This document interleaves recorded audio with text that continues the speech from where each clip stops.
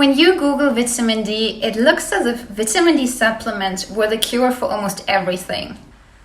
Okay, vitamin D benefits, immune system, certain types of cancer, brain function, mood, weight loss. Wow. But is this really the case? Is it really that easy? So what is vitamin D? Technically, vitamin D is not even a vitamin because vitamins are substances we need in small amounts to stay healthy, and our body cannot make them itself, so we need them from our diet.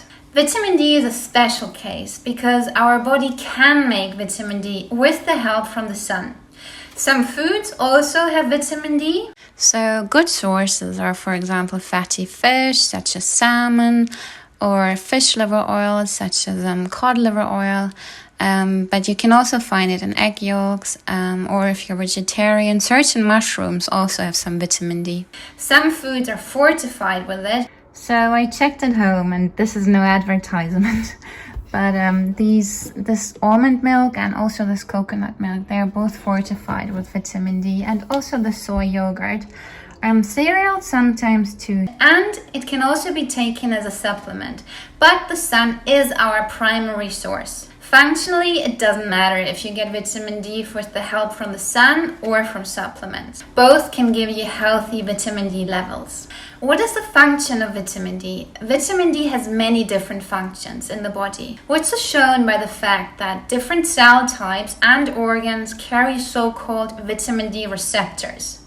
The best known function of vitamin D is its role in our bone health. It helps with the absorption of calcium into the bones. Without sufficient vitamin D, bones can become thin. A vitamin D deficiency can lead to rickets in children or osteoporosis in adults. So it is important to have sufficient vitamin D in the body. Vitamin D also reduces inflammation and is involved in our immune function.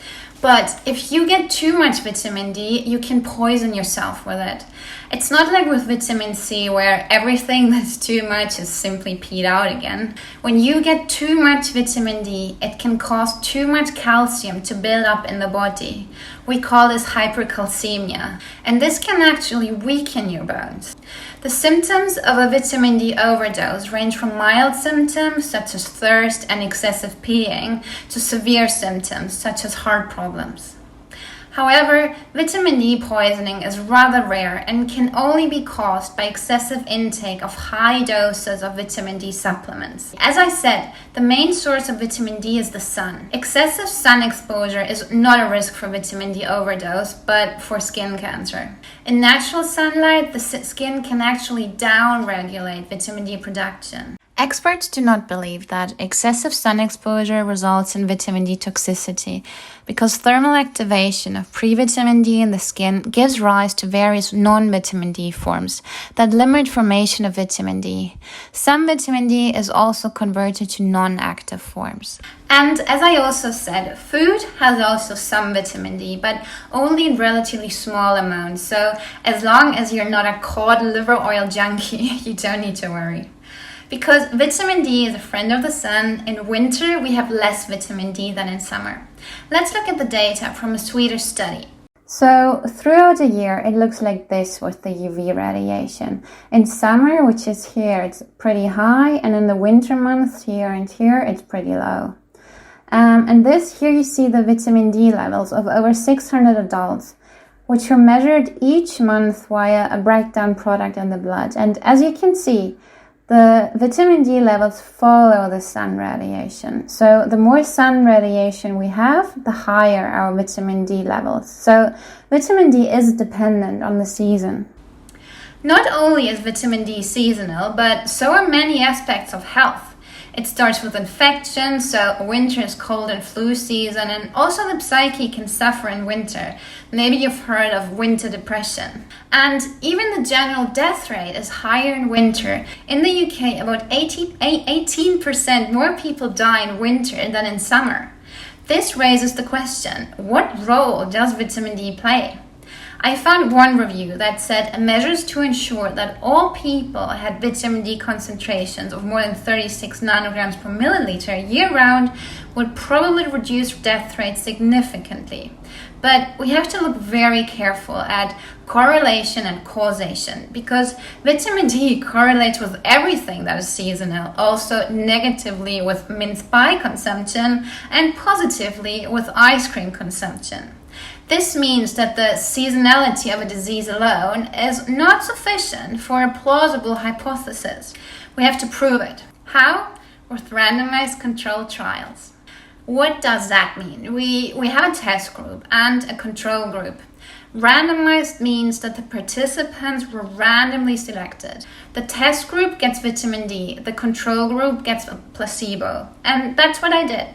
I was looking for studies like this, especially meta-analysis, meaning studies that summarize different randomized controlled trials and analyze them collectively. So here we have a few meta-analyses that I have found on the link between colds and vitamin D. And indeed, there are studies showing that vitamin D supplements protect against colds and infections, but more so in people who were clearly vitamin D deficient or had a pre-existing condition. In normal, healthy people without any deficiency, there is insufficient evidence for benefits from vitamin D supplements. So I did mention earlier that vitamin D also plays a role in our immune system.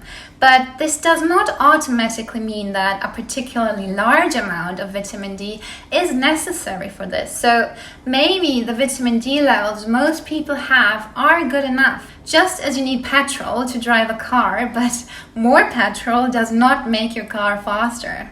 Also, the other diseases which were looked at in association with vitamin D, for example, diabetes, cardiovascular diseases, different types of cancer and depression, all this was not very convincing. So it's not like there were no positive studies on that subject, but in total the evidence is not very convincing.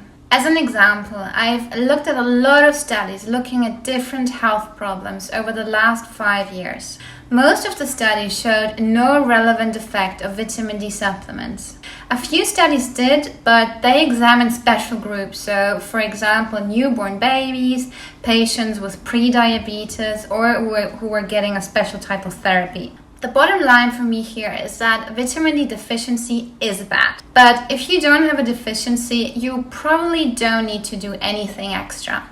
At what point does one have a vitamin D deficiency? So the NHS defines a deficiency as vitamin D levels below 25 nanomoles per liter. What I find interesting is that other countries define vitamin D deficiency differently. So for example, Germany, which considers levels below 30 nanomoles per liter as deficient.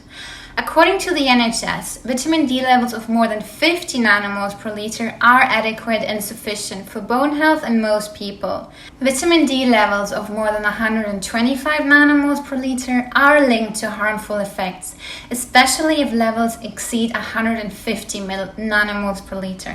However, such values are always subject to a certain degree of uncertainty. So these values are not set in stone. We're not talking about exact, generally valid values, but rather about ranges of magnitude for orientation. Due to limited sunlight, especially during winter months, this deficiency, so below 25 nanomoles per liter, is common in the UK, with 16% adults considered vitamin D deficient.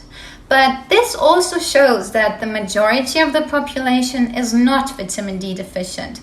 However, those who are below 50 nanomoles per liter and above 25 nanomoles per liter can maintain it with the help of supplements and thus do more for their bone health in the long term. Those who are actually at risk of deficiency are people in certain risk groups. So, for example, people who are 65 years or older, because the skin's ability to produce vitamin D often goes down with age.